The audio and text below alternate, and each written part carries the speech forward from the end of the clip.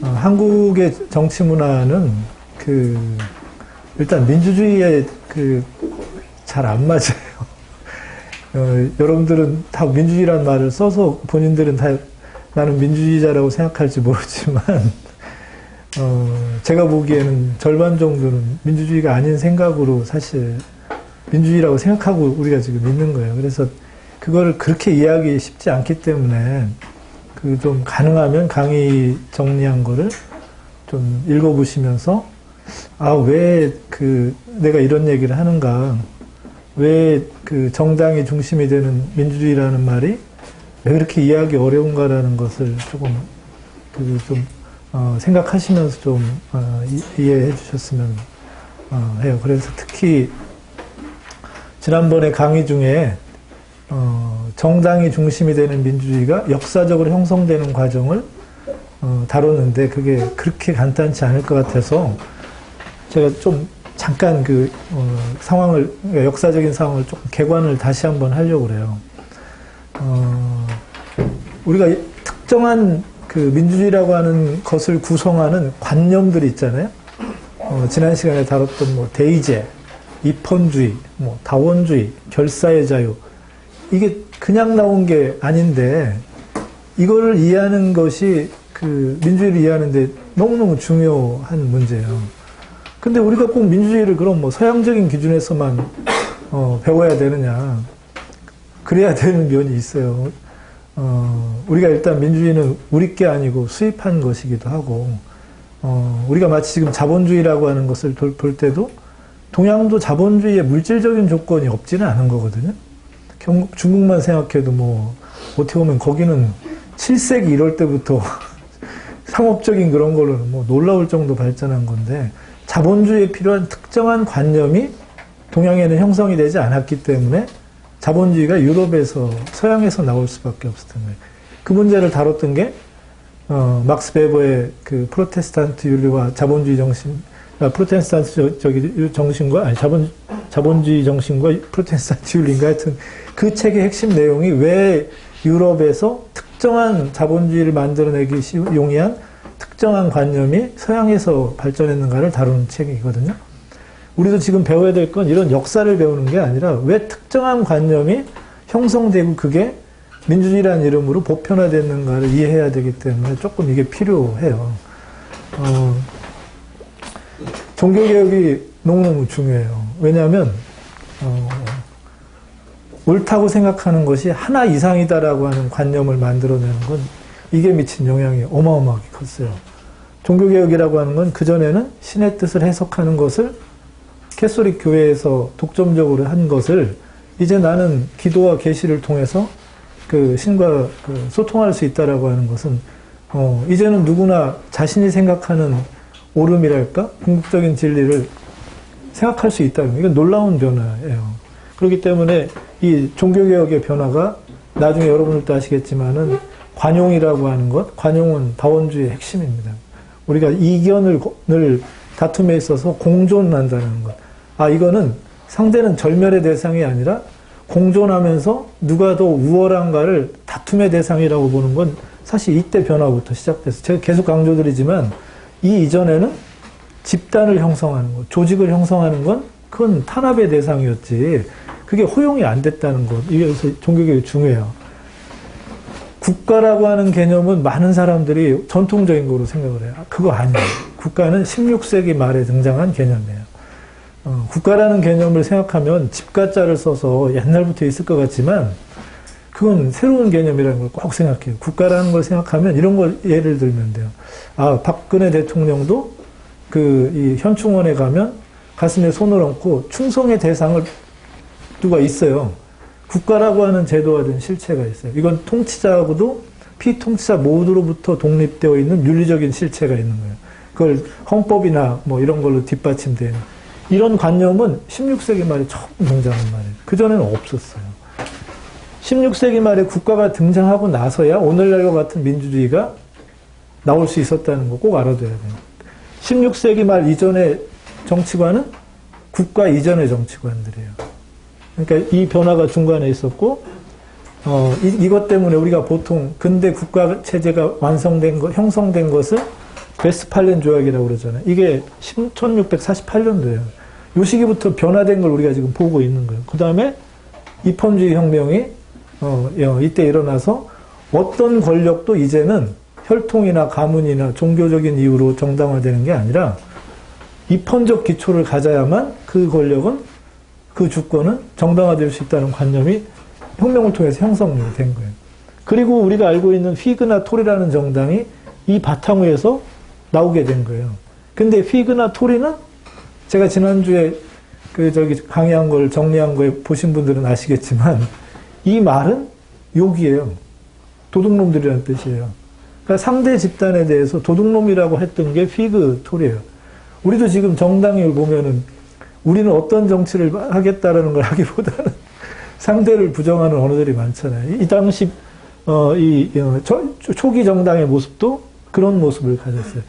긍정적인 정체성보다는 상대를 부정하는 네거티브 아이덴티티가 이 시기를 지배했던 거예요. 그래서 이때 정당 개념은 지금 존립이 안 돼요. 휘그라는 당을 쓰는 거는 미국에서 공화당 나오기 직전에 아브라함 링컨 직전에 있는 정당이 휘그잖아요. 휘그로부터 공화당이 나온 거니까 그때만 일부 쓰이고 다 사라진 말들. 이거는 욕에서 나온 말들. 말도둑놈이라는 뜻이거나 아주 극악무도한 놈들이라는 그런 뜻에서 나온 거기 때문에 이 당시만 해도 정당이 아니에요. 정당은 시민주권을 내가 정당하게 위임받아서 공동체를 운영할 수 있는 긍정적 아이덴티티를 형성하지 못하면 그건 정당이에요. 이전에 있는 건 다 파당이에요. 정당이 아니라. 이 시기만 해도 그렇기 때문에 이건 정당의 초기 모습이지만 정당은 아니다라는 걸 생각해야 돼요. 그 다음에도 여러 가지 변화가 오는데 입헌주의는 왔지만 바로 온 거는 공화정이 아니잖아요. 군주정이 먼저 왔다. 입헌 군주정 하에서 군주정과 의회주권이 오랜 다툼을 거치는 거예요. 이 의회주권을 오랜 다툼을 거치면서 이 소위 말하는 궁정파들하고 싸워야 되니까 소위 말하는 부르주아라고 하는 상업계층이나 일부 개명된 귀족들이 대중을 동원하기 시작하는 거예요. 이러면서 정당의 근대적 대중정당의 모습이 출발하기 시작하는 거예요. 이 사이에 미국에서도 혁명이 있고 헌법이 만들어지고 프랑스 혁명이 만들어집니다. 근데 이때도 제가 강의 정리문에 썼듯이 이때도 결사라고 하는 것을 허용을 하지 않았어요. 그 당시 프랑스 같은 경우는 르 샤플리에법이라는 걸 만들어서 어떻게 일반 의지를 해야지 집단을 만들 수가 있냐. 그래서 집단 이기주의 방지법이에요. 간단히 말하면 르 샤플리에법이라는. 콤비네이션법도 점점점 사람들이 아래로부터 자기 욕을 하려고 하니까 결사를 못하게 하는 거예요. 콤비네이션이라는 건 결사라는 뜻이거든요. 결사를 못 만들지 말라는 뜻이에요. 요 시기를 거쳐야 되는 거예요. 다른 말하면 대중은 서서히 등장하기 시작해요. 현대 정치가 그 이전의 정치에 비해서 가장 중요한 특징? 대중이 정치의 중심이 되는 거예요. 그 이전에 오늘 살펴보겠지만 나중에 아테네나 이럴 때도 대중이라고 부를 수 있는 규모는 작아요. 이때부터 등장하는 대중의 규모가 정치의 이제 무대를 장악하게 되는 건 이때가 아주 어마어마한 변화예요. 그런데도 그들을 막아야 되기 때문에 결사의 자유는 계속 막으려고 했다고. 이 결사의 자유가 풀리고 나서야 노동조합도 만들어지고 같은 유사 업종끼리의 동업조합도 만들어지고 이런 게 합법화된 거예요. 그전에는 길드란 말이 욕이었어요. 동업 집단들이 자기 이익을 추구한단 말이에요. 요즘 말로 하면 무슨 전국 자영업자 협회 만들면 이 시기 같았으면 그거는 사회를 분열시킨다고 용납이 되지 않는 시기라고. 이 시기를 거치고 나서 대중이 등장하면서 소위 우리가 알고 있는 차티스트 운동이 19세기 초반부터 이제 시작이 되는 거예요. 요때 한번 선거법이 한번 조금 늘고 요때 한번 유권자가 조금 느는 거예요. 67년이 그래도 조금 많이 늘었어요. 제가 기억하기에는 한 50만 정도 이제 되니까 이제 이게 이제 정치가 옛날처럼 그 소수만에게 이제 잘 안 되는 거예요. 그래서 만들어진 게 코커스예요. 코커스란 말도 욕이에요. 아니 어떻게 대중들이 모여가지고 말이야 자기 이익을 주장하고 거기에 이 무지랭이들이 정치를 할 수 있어. 이 말이 코커스예요. 코커스란 말도 이 인디안들이 쓴 욕이에요. 이 무지랭이들이 모여서 뭘 한다라고 하는 그 말이 이제 욕으로 쓰인 거예요. 정당은 맨 초기는 다 사람들이 뭐 일반 대중이 모여서 뭐 한다? 다 욕으로 시작된 거라고. 그걸 거쳐서 20세기 초에 우리가 지금 알고 있는 대중정당의 경험을 온 게 이것이 현대 민주주의가 형성되는 데 필요한 관념의 덩어리인 거예요. 이것 때문에 우리가 민주주의 그러면 정당 민주주의 그러면 정당이 있는 민주주의가 아니에요. 오늘 살펴보겠지만 정당이 중심이 되는 민주주의예요. 정당이 없이는 현대 민주주의는 설명될 수 없다라는 걸 이제 오늘 조금 더 다루고 이제 정당의 역할에 대해서 이제 이야기를 할까 합니다. 제가 오늘 내용에 이렇게 썼어요. 정당은 오로지 현대 민주주의에서만 정당화되었던 매우 새로운 현상이다라는 거. 이거 이해해야 됩니다. 우리가 뭐 사극을 보면은 무슨 사색 당파가 어떻고 옛날 파벌이 어떻고 그거는 정당하고 다르다는 걸 꼭 알아야 돼요. 정당은 과거의 연장이 아니라 새로운 현상이다라는 거. 그래서 정당 정치를 이해하는 문제는 그냥 저기 있는 정치적 현상 중에 일부를 이해하는 게 아니에요. 정당 정치는 현대 민주주의가 뭔지를 설명하는 것의 핵심이에요. 정당 정치란 말은 곧 현대 민주주의란 뜻이에요. 이거를 정확히 우리가 오늘 이제 조금 이해를 해서 소위 다른 민주주의를 이렇게 좀 무책임하게 말하면서 정당을 폄하한다고 할 때 그거는 민주주의 그것이 아니다라는 걸 생각해서 그것과 적절히 싸울 수 있어야 된다는 걸 저는 오늘 이제 강조를 드릴 거예요. 정당은 입헌 민주주의라고 하는 것이 등장을 했는데 그럼 누가 시민주권을 위임받아야 되는가의 문제를 둘러싸고 등장했다는 걸 아셔야 됩니다. 그 전에 파당은 시민주권을 얻는 게 아니고 파당의 원래 뜻은 뭐냐면 자기 확대된 가족 이익을 추구하는 거예요. 그러니까 옛날식으로 하면 가문을 가리킬 때가 파벌이에요. 팩션이라고 영어로 옮기는 이 파벌은 엄밀히 말하면 마피아 같은 유사한 그런 의미를 가졌어요. 그것과는 달라요. 이제 정당은 시민주권의 정당한 주체로서 정의되는 개념이다라는 게 가장 중요해요. 이걸 오늘 이제 이야기를 이제 해야 되고, 그래서 그 이전에는 왕정은 뭐예요? 혈통이 중요해요. 지금 북한을 보면 북한의 체제를 정당하는 건 혈통이에요. 그렇기 때문에 통치자의 건강과 통치자의 즐거움과 이것이 그 체제를 운영하는 되게 중요한 주체예요. 그건 현대적인 왕정이나 옛날 왕정이나 원리는 똑같아요. 가문이 중요한 거, 귀족정의 중심적인 원리예요. 그 다음에 종교가 중요한 거, 중세의 통치 집단은 다 종교적 원리에 의해서 뒷받침됐어요. 이것이 끝난 거예요. 끝나고 입헌주의라고 하는 것은 그 사회의 목소리들이 대의제를 통해서 들어와서 우리가 대표가 있을 때 세금도 내고 대표가 있을 때 정부가 원하는 정책을 하는 거에 우리가 전쟁에 나가고도 하겠다라는 것. 이것이 등장하기 시작하면서 생긴 개념이다라는 거. 그러니까 입헌 민주주의 전에 입헌주의, 군주정이 먼저 왔습니다. 입헌주의에서 누가 정부가 돼야 되나. 이게 초기에는 의회의 요구에 충돌하지 않는 왕. 이게 첫 번째 단계인데, 여기로부터 입헌 군주정이 아니라 입헌 공화정으로 가는 과정에서 공화정, 왕이 아닌 누가 통치를 맡을 것인가. 이 문제를 다루면서 등장한 게 정당이에요. 그러니까 정당은 처음부터 무슨 이렇게 어느 한 부분인 뭐만 얘기한 게 아니라, 근대적 입헌 공화정은 정당이라고 하는 권력 주체를 정당한 어떤 그 권위에 위임받은 주체로 받아들이는 과정이 필요한 거예요. 이게 정당이고 현대민주정이라는 걸 꼭 생각을 해야 돼요. 그리고 그 정당 개념이 조금 등장을 해요. 조금 등장하는데 사람들이 계속 이게 헷갈리는 거예요. 부분을 대표하는데 전체 이익이 아니라 부분을 대표하는 걸 어떻게 정당화할 수 있을까? 이러면서 철학자들이 계속 이 문제를 다루질 못한 거예요. 제가 지난 시간에도 강조했지만 정치 철학이 다루지 못한 주제가 있다면 이놈의 정당이에요. 어떻게 부분 이익을 대표하는 저기에게 그 사회 전체를 운영하는 그 시민 주권을 맡길 수 있는가를 철학자들이 다룰 수가 없었어요. 그래서 이 문제를 다룬 사람, 볼테르, 이 문제를 다룬 사람,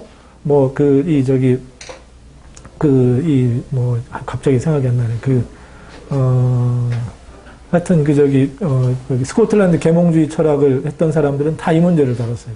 그래서 그 사람들이 만든 개념이 무리 짓는 것을 이제 막을 방법은 없다는 거예요. 사람들이 결사하는 건 막을 방법이 없다는 거예요. 그런데 이 결사의 위험을 어떻게 막을 건지를 고민하기 시작한 게 요 시기의 변화예요. 정당을 다루긴 다뤄야 되는데 어쩔 수 없이 수긍하기 시작한 거예요.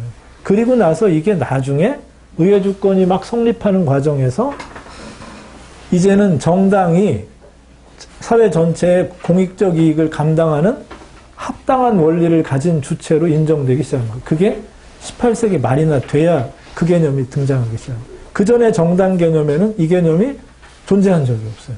18세기 말이나 돼야 정당에게 공익을 대신에 위해서 특정한 원리를 내세워서 이 정부를 운영하겠다고 나선 집단들이라고 하는 의미로 그들에게 입헌 공화정의 이 시민 주권을 줄 수 있겠구나라고 하는 생각이 시작된 거예요.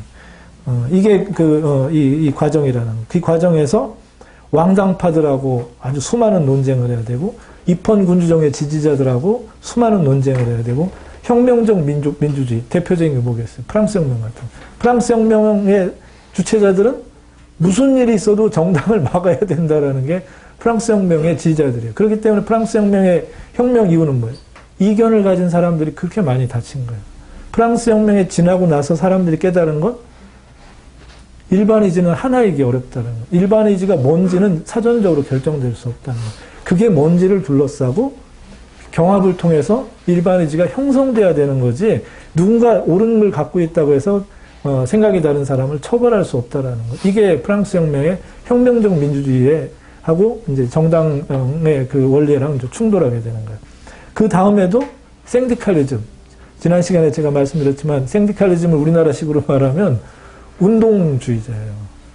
조직, 제도 이건 다 인간을 억압하는 기제이기 때문에 조직도 없고 제도도 없는 순수한 인간들의 어떤 참여의 열정 속에서 민주주의를 운영해야 된다라고 믿었던 사람들이에요. 이들과도 경쟁을 했어야 되는 거예요. 그리고 마지막으로 민주주의의 가장 강력한 적이었던 전체주의라고 싸운 거예요. 여러분들은 전체주의가 나랑은 무관할 거라고 생각하는데 전체주의는 민주주의에 상존하는 위협이다라는 생각을 반드시 해야 돼요. 전체주의는 민주주의 하에서만 나오는 거지 민주주의 전에는 전체주의가 나올 수가 없어요. 전체주의는 사회 전체를 정치화하겠다라는 게 전체주의예요. 많은 사람들이 생각하는 건 전체주의는 사람을 억압하고 이것만 생각하는데 그건 전체주의를 너무 쉽게 생각하는 거예요. 전체주의는 대중운동의 결정체예요. 전체주의의 중요한 특징, 대중을 동원하는 거예요. 이 대중을 동원하는 힘, 정당이라고 하는 부분보다 국가라고 하는 하나의 의지로 우리가 묶여야만 갈등도 없고 사회가 안정된다라고 믿었던 어떤 가치. 이론주의 가치 굉장히 강력합니다.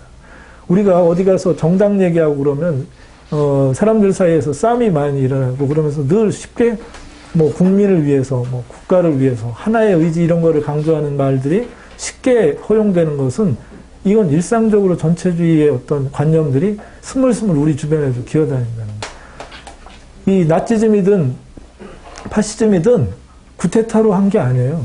먼저 출발은 뭐예요? 선거를 통해서 집권한 거예요. 제가 지난번에도 말씀드렸지만 당시까지만 해도 전강기라고 불리는 1920년대만 해도 지식인의 4분의 1밖에는 민주주의를 찬성하지 않았어요. 민주주의는 지식인들에게서 참 동의되기 어려운 점이에요. 왜? 평범한 보통 사람들의 기반을 둔 정치체제를 정당화하는 게 얼마나 어려워요. 그러니까 늘 전문가를 찾는 게 우리 정치도 주변에서 보면 늘 전문가들에게 맡겼으면 좋겠다. 비정치적인 행정주의가 좀 이 일을 맡는 것이 갈등이 적다. 이게 늘 나오는 것처럼 이 전체주의도 늘 그런 가치를 동반했던 것이었기 때문에 강력했다. 전체주의도 맨 처음에는 굉장한 이 혁명주의적인 그런 걸 동반했습니다.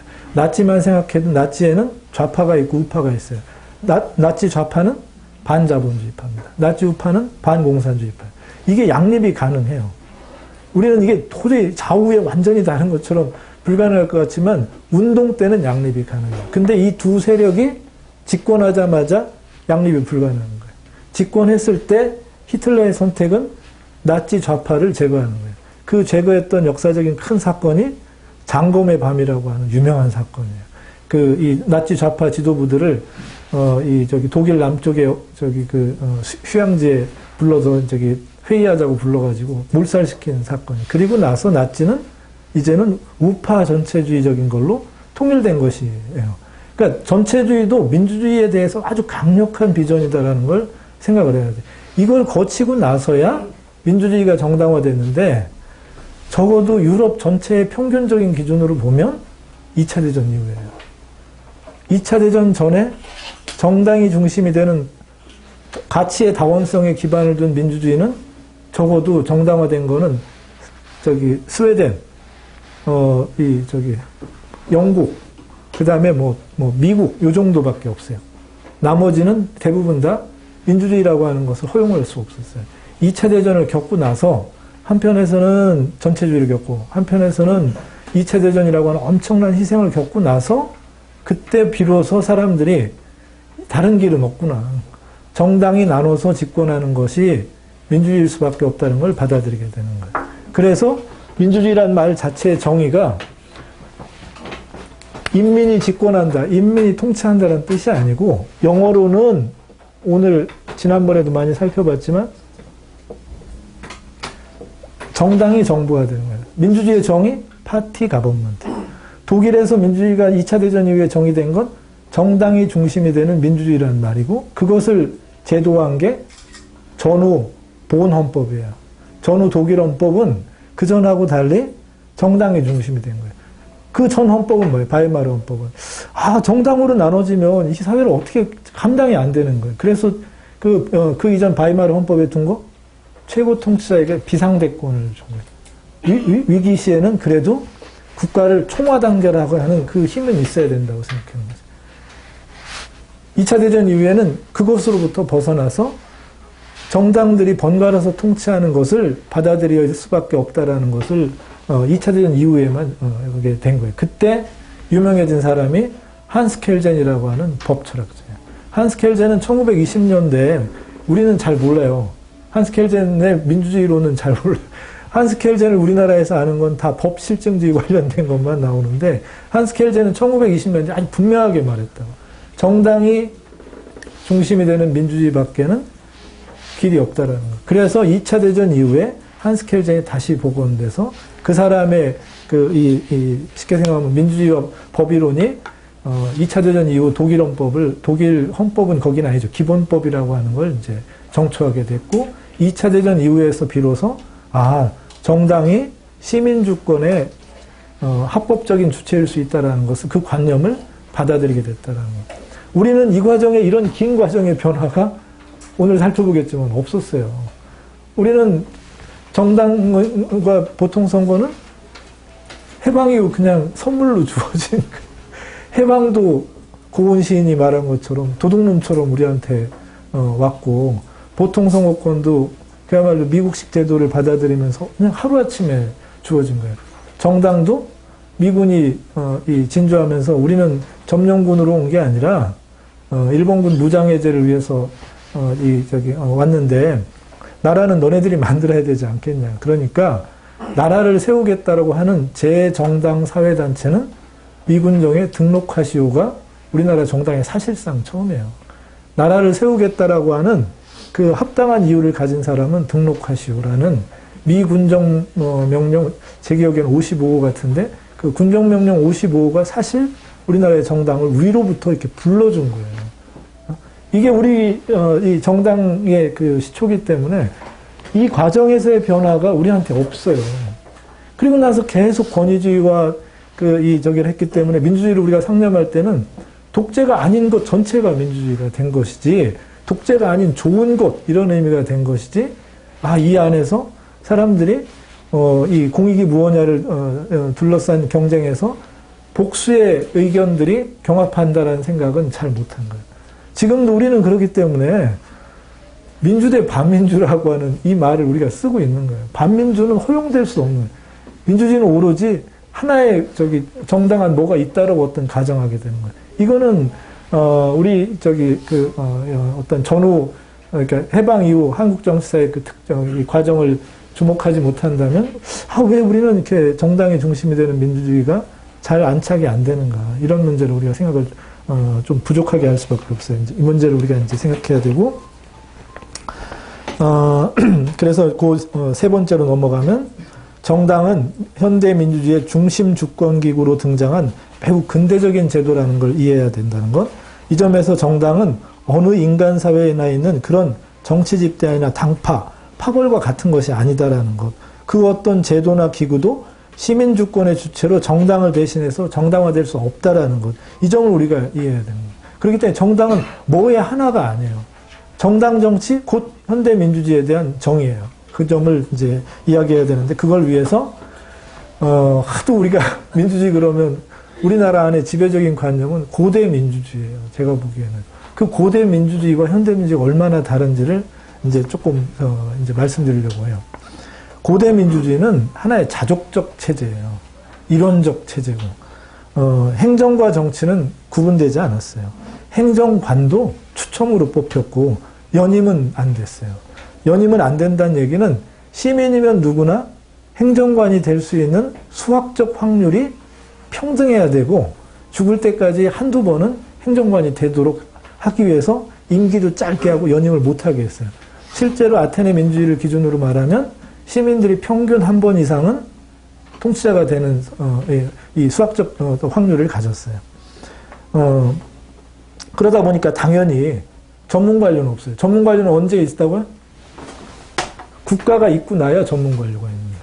국가라는 현상이 왜 중요하냐? 전문관료제의 등장을 알리는 신호예요. 국가의 전문관료제 핵심은 뭐야? 상비군이라고 하는 군관료제하고, 법원이라고 하는 법률관료제하고, 또 하나가 핵심이 재정이에요. 이 세 가지, 이 현대국가의 등장은 이 세 전문관료제의 등장과 그것의 확대 과정이에요.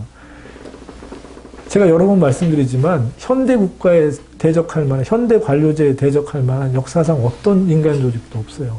파라오, 무슨 천자, 게임이 안 돼요. 현대관료제를 이해하지 못하고는 왜 도대체 오늘날과 같은 정치가 가능한지는 이해할 수 없어요. 국가현상은 그래서 매우 중요하다는 걸 이제 생각을 해야 돼요. 당연히 아테네 때는 전문관료제가 없었다는 것, 독립된 제도적 실체로서 국가도 없었다는 것, 법원도 없어요. 독립된 법원도 없고, 법원 역시 누가 해요? 일반 시민들이 아침에 가서 추천받으면은 그날 하루 동안 법관이 되는 거예요. 정당도 없고 시민사회도 없어요. 왜? 정치와 시민사회는 구분되지 않았기 때문에. 시민사회 또는 사회가 독립적으로 구분된 건 근대 이후라는 걸 꼭 아셔야 됩니다. 그전에는 구분되지 않았어요. 사회라는 말, 사회학이라는 말이 오거스트 꽁트라는 사람이 만든 말이에요. 아주 현대적인 개념이고 아주 현대에 등장한 개념이다라는 것. 그전에는 정치는 곧 공동체고 정치는 곧 사회였다라는 것. 그렇게 구분되지 않았기 때문에 시민사회의 기초를 둔 정치 권력 이런 개념이 쓸 수가 없어요. 이 모든 것이 시민들이 돌아가면서 통치자도 되고 행정관도 되고 법관의 역할을 맡는 일종의 이론 체제였다라는 것. 이 아테네 경우만 보더라도 인구가 한 30만 정도 됐어요. 많았을 때. 30만 안팎 정도 되는데 그 중에 시민의 숫자는 약 3만 명 안팎이에요. 노예라고, 우리가 현대 노동자라고 부르는 노예가 숫자가 상당히 많았고, 여성이 또 굉장히 많았고, 시민이 아닌 사람 중에 대표적인 건 외국인이에요. 아리스토텔레스 시민 아니에요. 왜? 이주민이기 때문에. 죽을 때까지 시민권을 받지 못했어요. 시민은 그러니까 약 10분의 1 조금 넘는 규모가 시민이에요. 오늘날 우리 기준으로 따지면 5,000명 중에 투표권을 가진 사람이 4천만 명 정도잖아요. 그리고 1,000만 명도 자동적으로 나이가 되면 시민이 되는 거잖아요. 투표권을 갖는 거예요. 그러니까 우리는 사실상 현대민주주의는 100% 시민이라고 볼 수 있어요. 이 당시만 해도 시민의 숫자는 10분의 1 조금 넘었다는 것, 규모도 아주 작았다는 것, 그리고 시민 구성은 무지 동질적이었어요. 시민은 사실 거의 알아볼 수 있는 정도의 규모의 수준이었다는 걸 우리가 이제 생각을 해야 돼요. 아주 동질적이고 작은 규모였다라는. 그리고 거의 매년 전쟁을 했어요. 아테네는 전쟁이 없는 해가 없었어요. 사실 전쟁 때문에 민주주의를 했다고도 과언이 아닌 어떤 체제라는 거. 현대민주주의는 이와는 너무너무 다르다라는 거. 이게 수수께끼 중요하네. 너무 다른 체제인데 왜 같이 데모크라시라는 말을 썼을까가 현대 정치이론가들의 수수께끼에 풀지를 못하는 수수께끼. 왜 도대체 로마 공화정이 훨씬 더 가까운데 왜 리퍼블릭이라는 말로 제도 여기 보편화가 안 되고 왜 아테네 그리스 말을 썼을까? 데모크라시라고 하는. 이게 수수께끼예요. 지금도 우리가 정치이론가들이 이 문제를 뭐 풀었다고 볼 수 없는. 만약에 이 시기 아테네 시민이 타임머신 타고 온다고 쳐봐요. 우리 지금 민주주의라고 있다면 그 사람들이 볼 때 말도 안 된다고 하더라고요. 이런 괴이한 정치체제가 어디서 있고 이게 어떻게 민주주의일 수 있냐. 어떻게 독립된 관료가 있고 어떻게 사회를 정당으로 나눠서 대표하고 아니 어떻게 사람들이 이렇게 시민사회라는 걸로 해서 자율적인 뭐가 가능하고 이게 어떻게 말이 되느냐. 이건 민주주의가 아니다. 이런 민주주의가 있다 그러면 우리는 이건 괴이하다고 뭐 말할 수밖에 없다고 소리쳤을 거예요. 완전히 다른 체제예요. 그런데 우리가 왜 이것을 이제 같은 민주주의란 말을 썼느냐. 그 가치나 대의는 이념은 이상은 비슷할 수 있어요. 일반 시민이 그 사회 그 어떤 정치 권력의 정당한 기초가 되는 것. 이거는 옛날 민주주의나 현대 민주주의 이상은 같아요. 하지만 제도적인 그 구조나 체계는 너무너무 다르다는 것. 이거를 이제 이해를 해야 됩니다. 이 두 체제를 밑에 이렇게 나눠서 보여주고 있는데 표 1과 2를 한 가지 우리가 꼭 알아둬야 되는 게 있어요. 사람들은 고대 민주주의와 현대 민주주의를 나눌 때 직접 민주주의와 간접 민주주의. 사실 이건 정치학에서는 이렇게 가르치는 적이 없어요. 옛날 민주주의도 정치 체제의 특징을 직접 민주주의라고 말하는 건 정확하지 않아요. 사실 정치 체제를 직접 민주주의로 운영한 체제는 없다고 말하는 게 더 정확해요. 직접 민주주의는 엄밀히 말하면 참여의 한 기반이 넓다 뭐 이런 걸 말할 수 있지만 정치 체제를 직접 이렇게 했다는 건 어려워요. 자, 여기 보시면 표에 이런 체제니까 이 박스 안에가 사실 이제 우리가 말하는 이 민주주의라고 할 수 있는 것이 정의될 수 있는 요소입니다. 여기에는 이 군인이나 이 남성 가부장이 중심이 된 시민들이 추첨에 의해서 행정관과 배심원이 될 수 있는 체제예요. 그런데 여기에서 우리가 데모크라시라고 부르는 부분은 이 중에 가장 중요한 기관이 민회가 아니에요. 민회는 하루 소집되는 건데 아침에 시작돼서 의장 뽑고 그날 하루가 저기 임기예요. 6,000명이 정족수인데 자유롭게 토론해서 결정한다고 하면 우리 수학 잘하는 경환 씨 6,000명이 10초씩 발언하면 며칠 걸려? 예를 들어서 그건 불가능해요. 민회는 어디선가 의제가 정리되는 것을 큰 문제 없으면 참 토론을 거치거나 어떤 경우는 토론도 없이 손을 들어서나 다른 어떤 표식을 통해서 통과시키는 게 대부분의 일이고 중요한 의제만 다투게 돼 있어요. 그럼 누군가는 의제를 정리하는 데가 있어요. 그게 500인들이 모여서 하는 위원회가 있습니다. 그걸 그리스 말로는 보울레라고 부르고 우리말로 그냥 비슷하게 옮긴다 그러면 500인 위원회라고 부를 수 있는데 그 500인들이 어디서 뽑히냐면 대메라고 하는 지역구에서 뽑혀요. 대메는 트라이브라고 하는 10개의 광역지역이 있어요. 우리랑 지금 유사해요. 10개의 트라이브 광역지역에서 140개의 대메에서 500명을 뽑는 거예요. 이게 왜 이렇게 됐냐 그러면 그 전에는 귀족정이나 왕정이었는데 여기에 대항하는 민중폭동이 3일간 지속됐어요. 아테네에서. 그 민중폭동에 대한 대가로 뭘 줬냐 그러면 신분이나 계급상의 차이랑 무관하게 동일한 지역에서는 똑같은 대표권을 낼 수 있는 그 권리를 준 게 데모크라시예요. 대매에서 500인 위원회에 보낼 수 있는 평등한 지역 등권을 준 게 그게 데모크라시예요. 대매에 있는 사람을 데모스라고 부르고 그 대매에서 500인 위원회에 평등한 대표권을 준 거예요. 여기에서 이들을 선거가 아니라 추첨으로 했을 뿐이에요. 그러니 이때도 이게 완전한 직접 민주주의라고 해서 민회에서 거기서 다 했다고 그러면 모를까. 그건 가능하지도 않고 사실도 아니에요. 또 중요한 사실이 있어요. 요 위에 보면 정치 지도자라고 있어요. 빗금치고 전쟁 지도자라고 있어요. 제가 아까 말씀드렸잖아요. 전쟁이 없었던 해가 없었다고 아테네는. 그렇기 때문에 최고 정치 지도자는 사실 전쟁 지도자예요. 이 전쟁 지도자는 민주주의의 원리인 추첨으로 뽑은 게 아니라 귀족정의 원리인 선거로 뽑았어요. 선거는 오늘날의 민주주의 제도지 옛날에는 귀족정의 제도예요. 왜냐하면 선거는 누구 탁월한 사람을 뽑는 원리를 갖고 있어요. 여기에서 누군가 선거에 나간다고 하면 좀 맑게나 하고 좀 프로필도 좀 괜찮은 사람이 뽑히는 구조예요. 선거라고 하는 구조는 그래요. 그래서 근대는 정당 민주주의가 되고 나서야만이 선거가 민주주의가 된 거지, 정당이 없이 선거로만 뽑는다? 그럼 그건 엘리트정이에요. 귀족정이에요. 이 귀족정의 원리로 뽑은 사람이 누구냐면 최고 지도자예요. 예를 들어서 페리클레스라고 하는 사람, 5세기 아테네 민주주의 전성기를 이끌었던 사람은 20년 이상 요 최고 지도자로 선거를 통해서 뽑혔어요. 다른 건 다 연임이 불가능하고 1년밖에 안 되는데 연임이 가능하고 선거로 뽑히는 유일한 것 전쟁 지도자예요. 그러니 이것도 전체적으로 보면 이걸 직접민주주의라고 말하는 건 사실 이 시기를 제대로 말하는 건 아니에요. 직접민주주의냐 간접민주주의냐가 핵심이 아니고 추첨으로 뽑았는 게 가장 중요해요.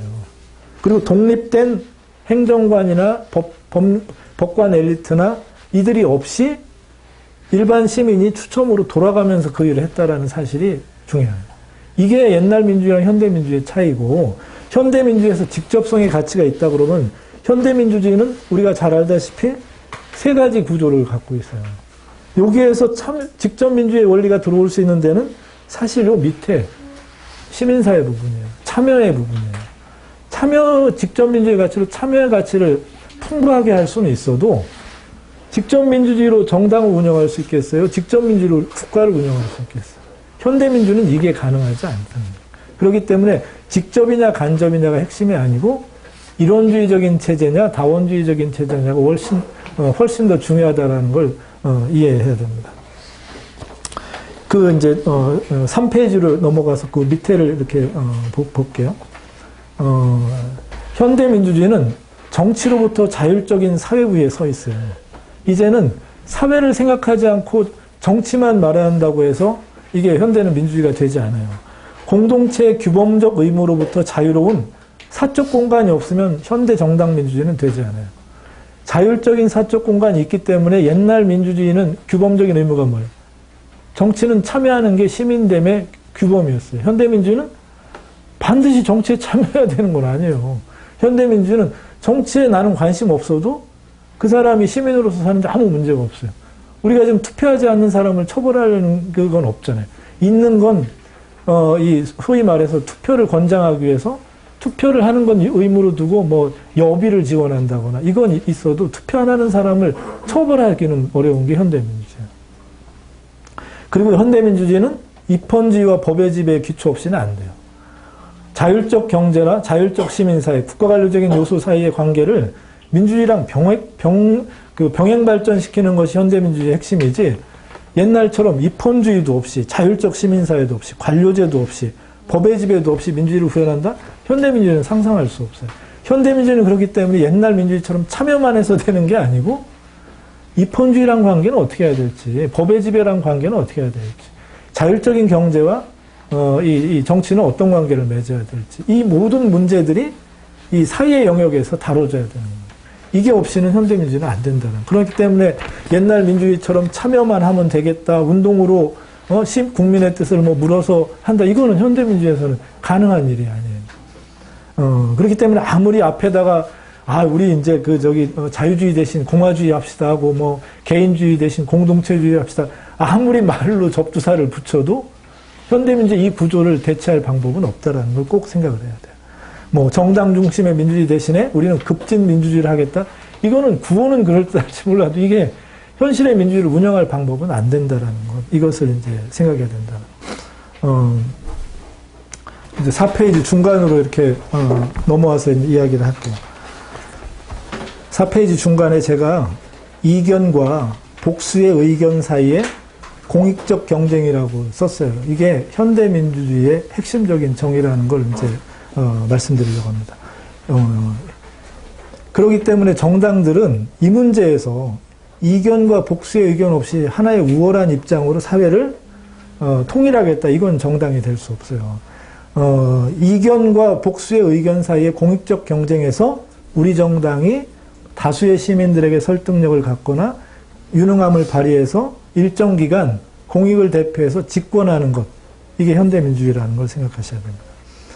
현대민주주의는 그렇기 때문에 옛날처럼 한 개인이 감당할 수 있는 수준이 아니에요. 옛날에는 민주주의는 레토릭을 배웠어요. 어디 가서 말을 통해서 공익을 멋지게 정의하는 사람이 지도자가 될 수 있어요. 근데 현재는 이것이 불가능해요. 일정 기간 전체 체계를 운영할 팀과 조직을 갖지 못하면 현대민주주의에서는 책임 정치가 실현될 수 없어요. 옛날 민주주의는 개인이 체제를 감당할 수 있지만 현대민주주의는 그게 불가능하다는 거예요. 그래서 지난 시간에 말씀드린 것처럼 대중의 참여만으로는 현대민주주의는 부족하다는 거예요. 현대민주주의 핵심은 대안의 조직자, 대안의 형성자가 나눠서 체제를 운영하려고 경합하는 것. 이것 없이는 안 된다는 것. 그렇기 때문에 현대민주주의 핵심은 아까도 제가 말씀드린 것처럼 정당이 정부가 되는 거예요. 우리가 유럽에서 초기 그 단계에서 보듯이 무슨 영국의 요 시기에 휘그하고 토리와 이때가 싸움을 했던 건 주로 뭐냐면 누가 왕이 되어야 되느냐를 두고 싸는 거예요. 그래서 이때 휘그랑 토리랑 싸운 이유는 캐소릭 믿는 사람은 왕이 돼서는 안 된다라고 하는 법안, 그게 이 배척 법안이라고 하는, 영어로는 익스클루전이라고 하는 그 법안을 둘러싸고 둘이 신나게 싸운 게 요 시기예요. 요 시기는 개인의 통치자를 두고 말할 수 있는데 이 시기는 민주주의도 아니고 아까도 말씀드린 것처럼 휘그나 토리는 현대 정당의 여기 출발이 될 수 없어요. 정당의 어떤 이전 형태는 될 수 있지만 정당의 모습은 정당이 정부가 되는 거고, 정당이 정부가 되려면 이제는 대중들에 의해서, 대중 투표자들에 의해서 투표로 결정된 것, 그게 정부를 만들어야 돼요. 이게 가능할 수 있었던 건 이 67년 지나서예요. 그러니까 19세기 중엽 이후에서나마 선거가 정부를 결정했어요. 그 이전에는 국왕이 일부 그 귀족 정치인들이나 부르주아 정치인들을 잘 사바사바 해가지고 내각을 형성하고, 내각이 불신임을 받으면 또 다른 사람하고 그 몰래 상의하고 음모도 꾸며 이게 가능했어요. 선거가 정부를 결정하지 않았어요. 근데 현대민주주의는 요 시기 지나고 나서 이제는 대중투표자들이 선거를 통해서 정부를 결정할 수 있는 거예요. 그리고 이때 나온 개념이 정당이 정부가 되는 거예요. 이게 현대민주주의 핵심이에요. 그러니까 우리도 마찬가지예요. 제가 여러 번 말씀드리지만 노태우 정부, 김영삼 정부, 김대중 정부, 또 그 다음에 노무현 정부, 이명박 정부, 이런 개념이 쓰이는 것보다 어느 당 정부라고 하는 개념이 쓰일 때쯤 민주주의도 안정이 되는 거예요. 지금도 이게 박근혜 정부라고 하면 이게 정부를 누구 사인화된 머거처럼 되는데 이건 어떻게 책임을 물겠어요. 나중에 가서 또 정당 이름 바꾸고 하면 또 어디다가 하겠어요. 정당에 그것이 귀속돼야 되고 그 정당이 안 바뀌어야 돼요. 그래야 시민성이 강해지는 거지. 시민성이 정처 없이 이름 바꿔대고 이거 내 거라고 하는 그런 정부 운영 속에서 있으면 그 시민은 파워를 가질 수가 없어요. 시민은 그냥 수동적인 방관자 이상이 될 수밖에 없지. 그래서 현대 정당이 중심이 되는 민주의 핵심은 정당이 정부를 운영할 수 있는 유능한 팀이 돼야 되는 거고, 야당의 다른 이름은 계속 강조하지만 다음번에 정당이 되는 것. 영어로는 얼터너티브 가버먼트예요. 그리고 그걸 위해서 야당은 예비내각을 구성해야 되는 거예요. 아니 누가 정부의 그 관료들을 잘 다루겠어요. 그 정당에서 경제 담당을 하는 팀장이 정부의 경제 담당 장관하고 이 논박을 해야지. 누가 국방정책과 외교정책을 잘하겠어요. 야당 안에서도 그 분야를 담당하는 팀장이 끊임없이 그걸 다뤄야 되는 거지. 그러려니까 누가 필요해요? 정책 관료들이 늘 안정적으로 준비되어 있어야 되는 거예요. 정책 관료들이 그 분야를 서포트를 안 하면 그냥 개인기로 그냥 하다 보면 호통만 치게 되는 거지.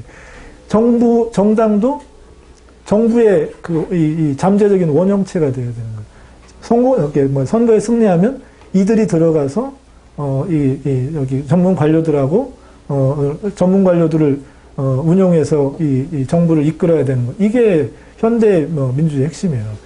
그러니까 현대 민주주의는 대중정당으로부터 시작했지만 이것의 완성태는 정당 정부예요. 지금은 유럽에 당원될 필요가 많이 줄었어요. 그거는 당원되는 것이 싫어서가 아니고가 아니고 이제는 당원이 안 돼도 정당민주의 기본 개념은 정당민주의 기본 개념 정당 정부를 통해서 실천되고 있기 때문에 이게 핵심이에요. 정당 정부가 되면 사실 그 피곤한 대중정당처럼 당원들의 의무가 그렇게 많지 않아도 현대민주의 가치에 맞게 운영될 수 있어요. 이게 현대민주의 핵심이다라는 거. 인민주권, 시민 권력의 정당성을 추구함에 있어서 정당과 경쟁했던 다른 길들은 왜 지속될 수 없는지를 생각해야 돼요. 비스마르크의 관료 정치도 이건 지속될 수 없었고, 프랑스 혁명 때 운동 정치도 이게 정부를 운영할 수 없었어요. 요즘에 그 시민 정치라는 말이 일본에서 아주 많이 쓰이잖아요. 뭐 고베 시장, 뭐 오사카 시장 이렇게처럼 무소속. 정당은 당리당략의 기관이기 때문에 정당이 아니라 나는 시민을 대표하고 관료가 아닌 시민을 대표하겠다라고 하는 이런 정치라든지 베를루스코니 같은 여론 정치라든지 이런 실험이 왜 단발성에 끝일 수밖에 없는지, 왜 정당이라고 하는 조직적 주체를 기반으로 정부가 운영될 수밖에 없는지, 대의민주주의를 극복하려고 여러 가지 새로운 사회운동을 하겠다는 세력들도 시간이 지나고 보면 다 다시 정당으로 모여요. 유럽에 있는 정당들도 그렇지만 우리도 마찬가지로 운동권 출신이나 시민운동 리더들이나 시민운동 엘리트들은 다 어디로 가요? 결국은 다 정당으로 오게 됩니다. 정당과 운동은 서로 경쟁하는 대상이 아니에요. 운동은 정치체제 전체를 정의하는 기준이 아니고 아까도 계속 강조드린 것처럼 현대 민주주의의 다차원적인 구조에서 맨 밑에 참여의 기반을 튼튼하게 하거나 풍요롭게 하는 데는 기능할 수 있지만 운동이 체제를 운영할 수는 없어요. 정당이냐 운동이냐라고 하는 진보파 일각에서의 논쟁은 그렇기 때문에 그거는 가짜 논쟁인 거예요. 그건 논쟁이 될 수가 없어요. 운동으로 정당을 체제를 운영한다? 예를 들어서 무슨 시청 앞에서 모임을 가져가지고 청와대를 진격을 해가지고 만약에 그 경찰을 뚫고 청와대 앞에 가서 만약에 성공한다 쳐보세요. 당장 나올 수 있는 건 군일 거라고. 설령 군을 제압했다고 쳐봅시다. 그리고 나서 어떻게 그거를 정당화하겠어요? 그건 불가능해요. 운동은 참여의 기반을 튼튼하게 하는 그 기초 위에서 정당도 더 풍성하게 이루어질 수 있는 그것이 우리가 생각할 수 있는 길이다라는 것. 그렇기 때문에 현대민주주의는 정당 정치를 잘하는 것 빼고는 민주주의 가치에 맞게 사회를 좋게 만들 방법이 없다라는 생각을 해야 돼요. 이거를 정치를 하는 사람이면 자신 있게 말해야 되고 일부 정당을 폄훼하거나 정당을 경시하거나 정당을 부정하는 건 그냥 정당을 부정하는 게 아니라 현대민주주의 중심을 위태롭게 한다는 거. 그거를 생각을 해야 돼요. 그래서 정당민주주의는 이거를 옹호하는 것이 현대민주주의의 과업이다라는 거. 일단 일부는 여기까지 얘기를 하고 잠깐 쉬었다가 이야기를 진행하겠습니다.